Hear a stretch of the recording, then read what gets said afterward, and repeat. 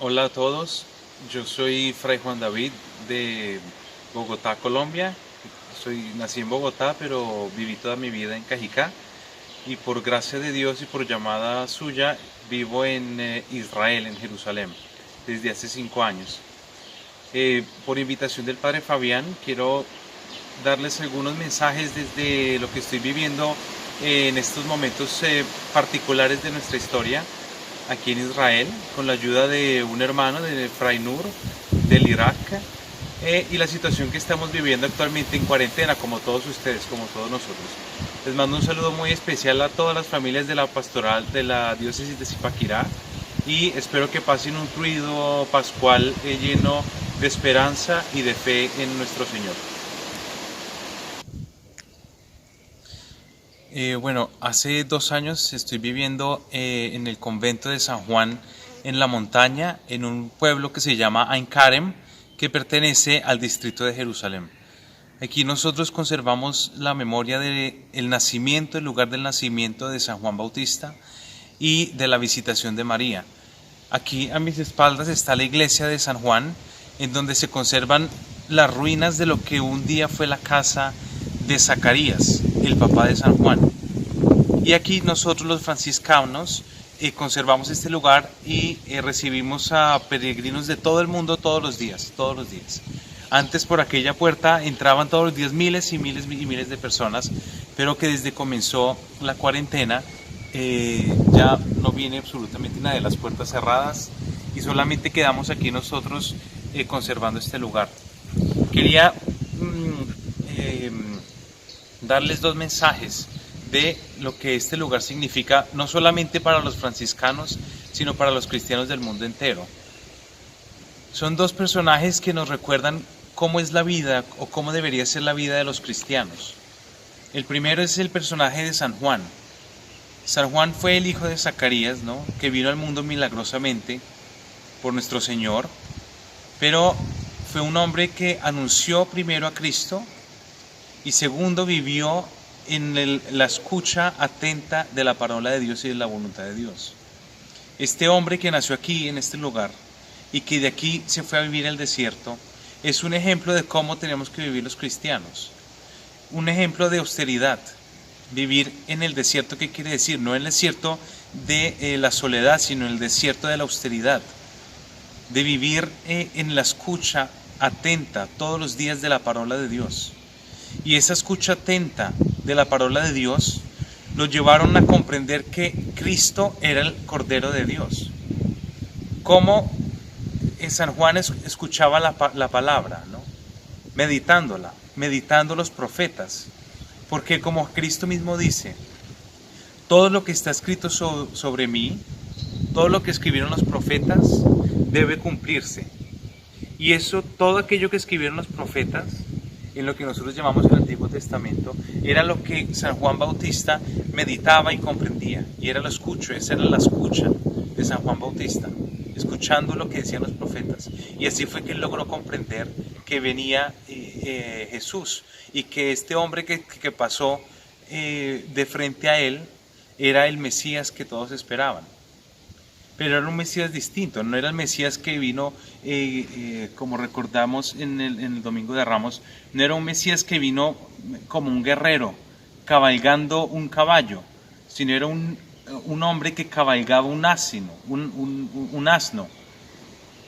o es decir, un hombre que vino en la humildad y en la sencillez. Entonces lo que San Juan nos invita es a meditar la palabra, que nosotros hoy en día ya no meditamos solamente el Antiguo Testamento, sino también el Nuevo Testamento, el Evangelio. Y así con las palabras, cada una de las palabras que dijo Jesús, comprender lo que estamos viviendo en estos días y comprender cómo tenemos que vivir en la austeridad y en la comprensión de que todos los eventos que pasan, como una pandemia, como una cuarentena, no es fruto del caso, sino es aquello que dijo Jesús en el Evangelio. Y vendrán guerras, y vendrán pandemias, y dirán que allá está el Mesías y que allá está, y dirán, no le crean, no le crean. Porque todo aquello que está escrito sobre mí tiene que pasar. Tendrán que pasar las guerras, tendrán que pasar las pandemias, y al final de todo se revelará el Hijo de Dios y vendrá a los cielos, y todo eso sucederá alguna vez en el futuro. Pero solamente nosotros tenemos que esperar en el silencio de nuestro corazón y de nuestros hogares aquella venida que está por suceder en el futuro. Mientras que esperamos en la paciencia y en la humildad de vivir cada día en la escucha a la palabra de Dios. Aquí estamos en la gruta de la Natividad de San Juan, en donde veneramos el lugar exacto donde nació San Juan Bautista. Pero aquí quiero darles un segundo mensaje. Como dije, habían dos mensajes importantes que quería darles. El primero era sobre la vida de San Juan y el segundo era sobre la vida de María.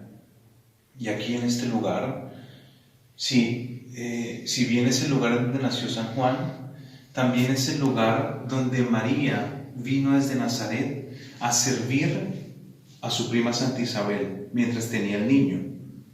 Y María se presenta como el modelo, como esta figura, ¿no?, a la cual nosotros debemos también imitar en nuestro camino de santidad, en nuestro camino de fe.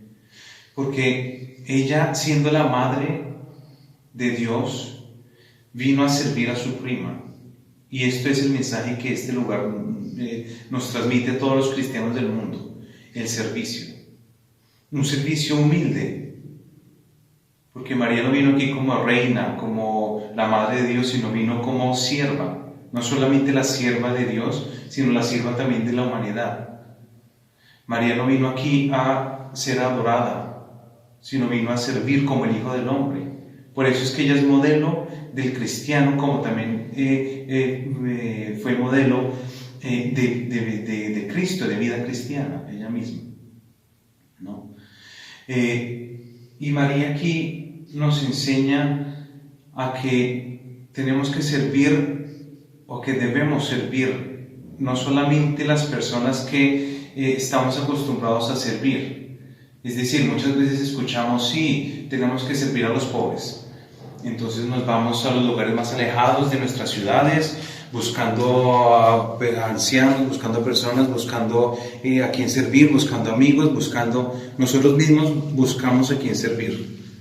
En cambio, la primera persona que tenemos que servir es la persona que nos está inmediatamente al lado.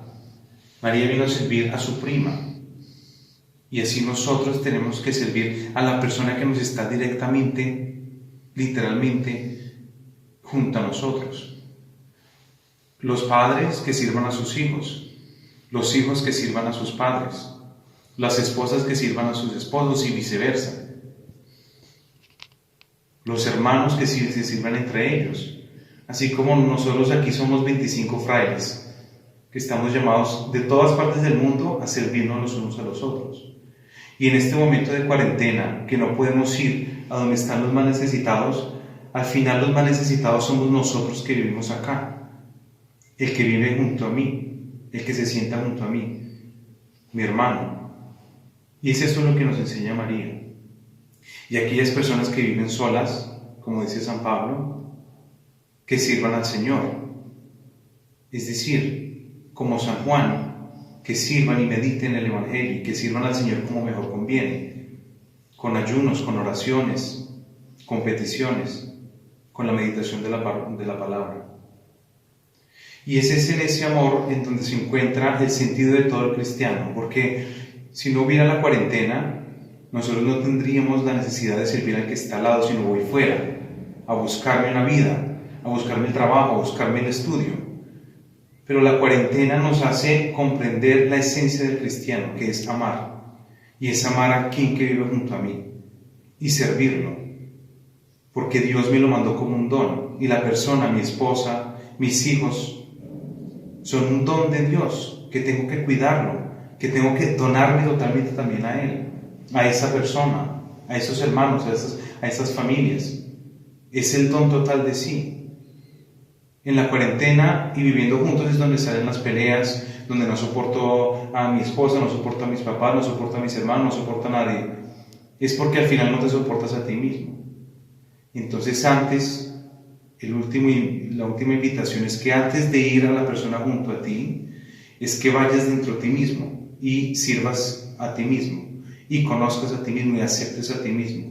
Ir al interior de sí, que ahí es donde viva Cristo, y después ir a la persona que está del lado. Y esta es no solamente la vida durante una cuarentena, durante la Cuaresma, durante la Semana Santa, sino durante toda la vida. Y que la experiencia de esta pandemia, de esta situación que estamos viviendo ahora, que terminará en un mes, en un año, en el tiempo que sea necesario para nuestra purificación, después que haya terminado, esa es la vida que tenemos que seguir viviendo para alcanzar la vida eterna y la santificación, y no solamente la santificación en la vida eterna, en el más allá, en el cielo, sino la paz interior aquí. Y eso es lo que significa que el reino de Dios viva entre nosotros ahora. Finalmente, me quiero despedir mostrándoles lo que se llaman los montes de la Judea, el paisaje descrito en el Evangelio, que es este que vemos aquí al fondo.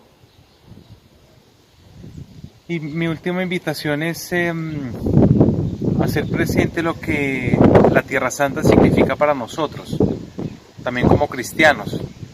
La Tierra Santa es este lugar en donde el Dios, que es eterno e invisible, se hizo carne y se hizo concreto, se hizo tiempo y espacio y materia aquí con nosotros. Y el vivir nosotros aquí en Tierra Santa y el conservar estos lugares, lo único que nos quieren hacer recordar es que Cristo fue un hombre y es hombre presente entre nosotros y aquí en la tierra. No es una espiritualidad abstracta, ni un Dios que está lejano, sino es un Dios que está concreto, cercano, dentro, sobre todo presente en la Eucaristía. Y esa Eucaristía donde Él se hace vivo y real, fue hace 2000 años esta tierra santa donde Él se hizo hombre con nosotros. Entonces, les quiero pedir que se unan en espíritu y en alma a todas las Eucaristías del mundo, con el Papa, con los que quieran. Porque la Eucaristía y el Triduo Pascual es ese momento en que se une el tiempo y el espacio. Se une el tiempo. Nosotros hoy en el 2020 nos unimos a lo que Cristo vivió hace 2000 años. Y las barreras del tiempo y las barreras del espacio se rompen, y así nosotros nos hacemos presente al sacrificio de Cristo, pero no solo al sacrificio, sino a la resurrección. Y esa es la gran esperanza que nos tiene que dejar el Triduo Pascual, la esperanza y la alegría de la resurrección, del no morir nunca y de alcanzar la felicidad eterna en el paraíso junto a Cristo. Dios los bendiga.